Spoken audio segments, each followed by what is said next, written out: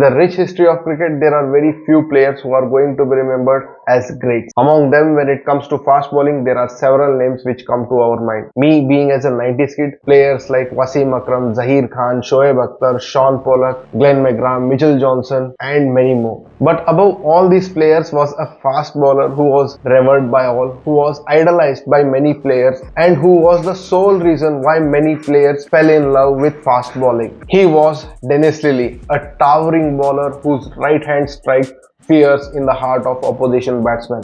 A bowler who was so exceptionally skilled, the pitch conditions didn't matter to him. He was comfortable in getting the ball to swing and was intelligent enough to extract a bounce from the deadest of pitches. Just like his bowling, his looks struck fear too. His imposing personality, his iconic handlebar moustache, and those piercing eyes were always on the lookout for wickets. During his years for Australia, he formed two formidable partnerships. One was with his fellow bowler Jeff Thomson. These two bowlers wreaked havoc, and opposition always felt uncertain under the constant bombardment of these two bowlers. Their most iconic innings coming in 1974-75 Ashes series, when they completely dominated the English batsmen and Australia won it 4-1. The duo picked a combined 217 wickets between them, averaging 8.3 wickets per match, and ushered in a new era of dominance in Australian cricket. Dennis Lillee also shared an uncanny partnership with wicketkeeper Rod Marsh. Scott Marsh bowled Lillee. This thing was so common that its record is still not broken. They picked 95 wickets between them. Obviously, Lillee got the wicket, but it took some exceptional catching from behind the stumps from Marsh to keep that streak alive.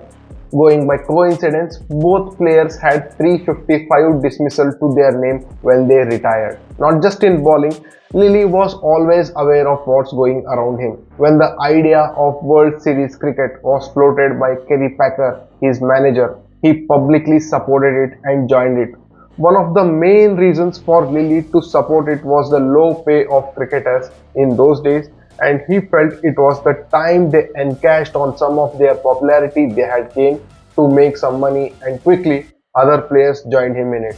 World Series cricket was way ahead of its time. We see its shorter version being played now in IPL, BBL and the 100. Ian Chappell had said he found competing in World Series cricket to be very tough due to the high level of competition in it. Lillee was also famous for his use of aluminium bat in a test against England. Lillee had already used the bat earlier against South Africa but was dismissed quickly and no one noticed it. But when he used it against England, his captain Greg Chappell insisted on using the traditional wooden bat, but Lillee declined to it at first because he was well within the rules of cricket. But later on, a heated discussion between umpires, captain and Lillee, and then he threw his aluminium bat in the stands to show his disgust. Lillee always sought to bring new things to the game. When his bowling stance hurt his back and it felt he wouldn't be back to bowl again and the end of his career was near, he worked with a sports physio and made changes to his bowling stance and bounced back to have a long career.